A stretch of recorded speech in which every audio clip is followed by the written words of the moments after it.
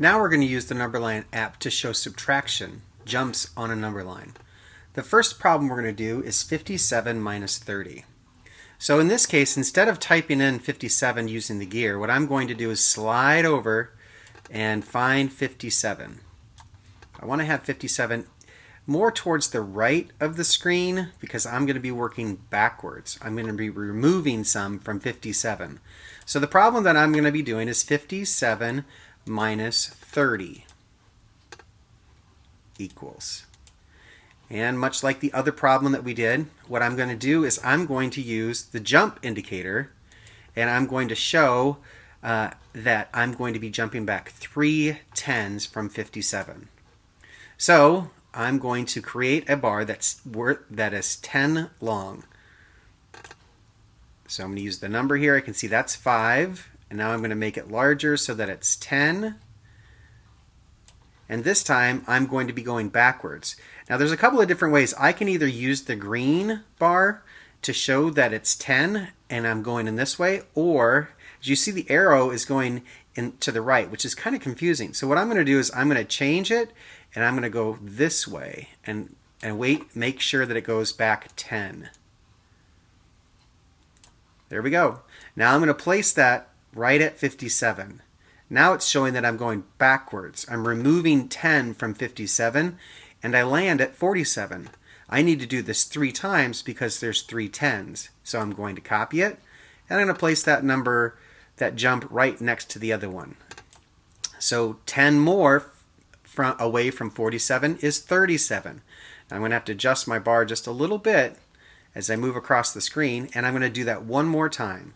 So I'm going to make another copy, and then I'm going to place the number line there. So if I arrange this just right, I went from 57 to 47 to 37 to 27. So I'm going to bring my number over here. 57 minus 30 is 27. And that's how I can use the number lines to go backwards in subtraction or in removing 30 from 57. Now I'm going to try subtracting 76 minus 28. So once again, I'm going to find the number 76 on the number line. I'm going to scroll over, and I want the 76 to be towards the end because I'm going to be moving backwards.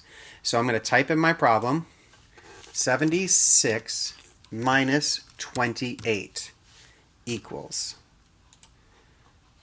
So here's my problem, and I'm going to use my jumps again. I'm going to find 76. Find 76 here. I'm going to put the green line, the bar right at 76, and then I'm going to pull backwards. And I want to pull back 10. And I can use this to help me. I got it exactly. So 76 minus 10 would be 66.